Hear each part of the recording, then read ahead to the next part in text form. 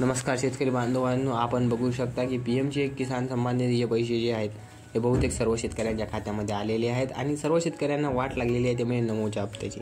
आणि नमोचा हप्ता कधी येणार याची शेतकऱ्याला अशी आतुरतेने वाट लागलेली आहे।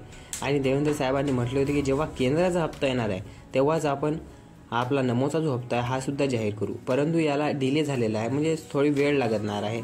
30 तारखेपर्यंत आपल्याला नमोचा हप्ता हा आपल्या खात्यामध्ये येताना बघू शकतो, कारण की आपल्याला जे नमोचे हप्ते आहेत त्यामध्ये वाढ करून मिळालेली आहे, त्यामुळेच हा हप्ता डिले होत आहे। आणि या हप्त्यामध्ये काही शेतकऱ्यांची जी छाटणी आहे ही देखील होणार आहे, त्यामुळे काय झालेलं आहे की हा हप्ता आपल्याला लेट मिळणार आहे। बघा, आपण बघू शकता की ज्या लाडकी बहीण योजना होती त्यामध्ये खूप साऱ्या महिलांना अपात्र करार देण्यात आलेलं होतं आणि पीएम सन्मान निधीमध्ये देखील खूप साऱ्या शेतकऱ्यांना अपात्र करण्यात आलं होतं।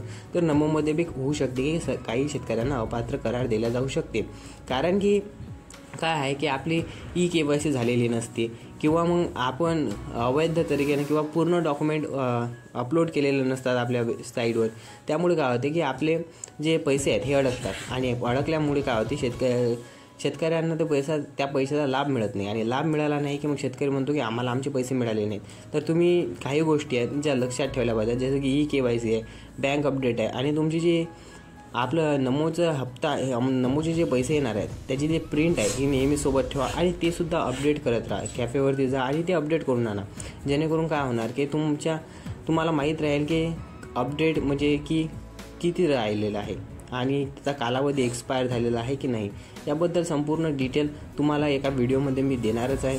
तरी तुम्ही जर का चॅनलवरती नवीन असाल तर चॅनलला सबस्क्राईब करून ठेवा।